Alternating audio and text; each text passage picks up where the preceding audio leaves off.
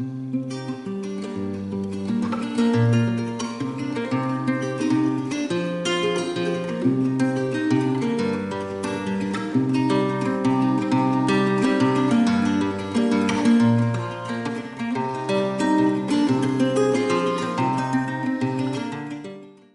folks, and welcome to Rochester Junction Model Railway, and this is an update for December in 2024.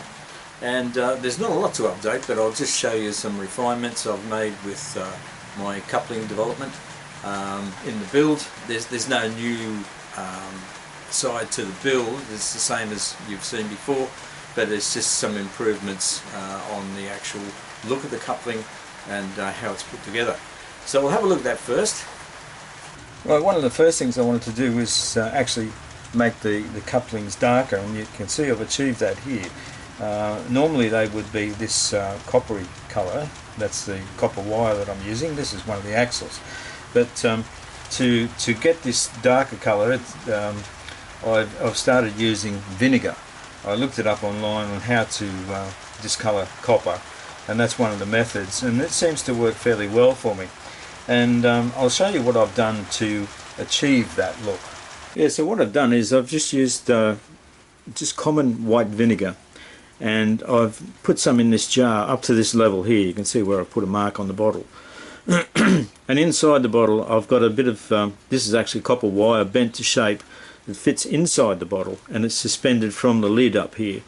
And I slide the couplings onto the wire. I can get 6 across there at any time, and leave them in there overnight, roughly about 24 hours, and they discolour. So yeah, the lid comes off and the wire is simply bent. It's just easily removed, and if it breaks I can make another one. You might find it a bit difficult to see that, but that's, I'll put 6 across there.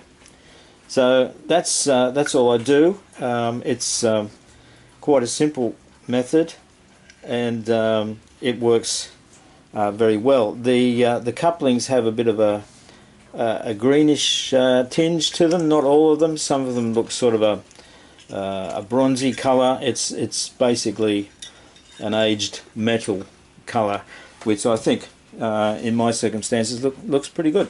What I should mention too is that the couplings are suspended above the vinegar and not in the vinegar.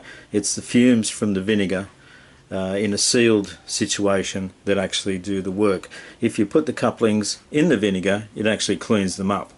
When I first started doing this, I had a piece of straight copper wire similar to this, and I just put it in the jar like that, and above the vinegar, discoloured, in the vinegar, just stayed clean. So yeah, they have to be suspended above the vinegar and not immersed in it. A further refinement is the actual making of the or preparing the axle with the magnets on each side. It's a bit difficult. The first method I showed you in the previous videos of putting the ultraviolet glue on to a magnet on my jig, and then placing the axle on that, and then putting a drop on the axle, and then putting another magnet on top. The magnets tend to slide to one side or the other. You know, it's not that difficult to rearrange them, but I've found a method that makes it much easier. And what it involves is I put a drop of super glue onto a metal lid like this one, and then I use a bit of wire. It can be any sort of bit of wire, to take a bit of the super glue from the drop on there and apply it to the axle here.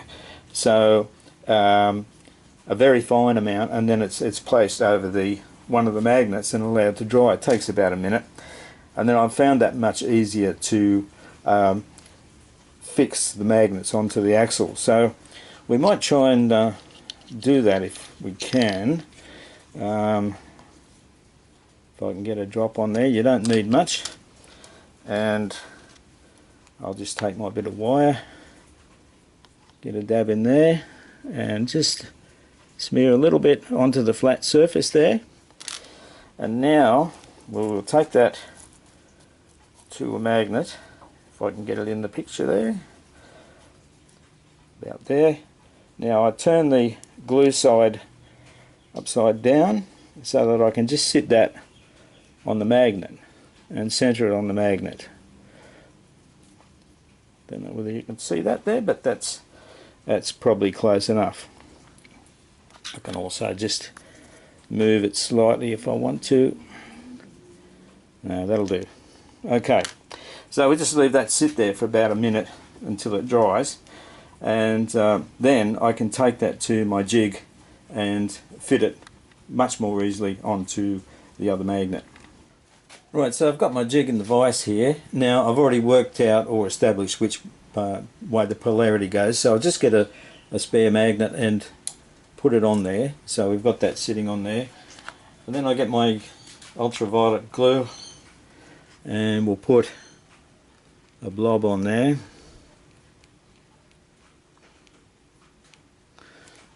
A generous amount. And now we take the coupling axle that had the magnet already fitted to it with the super glue, and I'll try and keep my fingers out of the way, we just bring it over the top of that one and it sits on there quite easily. So this method here is a bit easier than the previous method I was using. So now we take the ultraviolet glue the ultraviolet light, and project it onto each side of this to make it go off. So I do that about 30 seconds each side, and then we've got an axle made. Just as a comparison, this is coupling off an older Hornby loco that I converted the other day, and this is the new size of the coupling, although this coupling is not complete yet, but that's the size of the coupling. So it's quite a dramatic change in size. Yeah, and this was actually a medium size. It's not the large size tension lock, so that's a medium, and we'll bring in sort of a small Bachmann as a comparison there. If I turn that over, it might be better. Yeah, so you can see my logic here is to get a finer sort of coupling, even though it's not prototypical. But there's quite a massive difference in the size and the length and all that sort of thing, so that's why we do it, folks. Now, just off the subject of couplings for a while, and on to something completely different. As you know, I have a timber yard in my railway layout, and I thought it's time to make some stacks of timber. And what provoked this was that I was at a craft store the other day, or actually an art supply store, and they have seconds that they want to get rid of, and I've got a packet of craft matches, 600 matches for $1, so price is right. And so I thought, well, that would be ideal to start making up some stacks of timber. And so this is just 5 layers of matches across, and it's 4 layers of matches high. The steel banding is actually note paper that's been saturated with a graphic marker to get the black colour, and then thin strips are cut to glue around the actual stack. Underneath we have 2 skids, what we could call skids. In other words, that's about 10 millimeters there. They're glued onto the bottom to allow access for lifting equipment.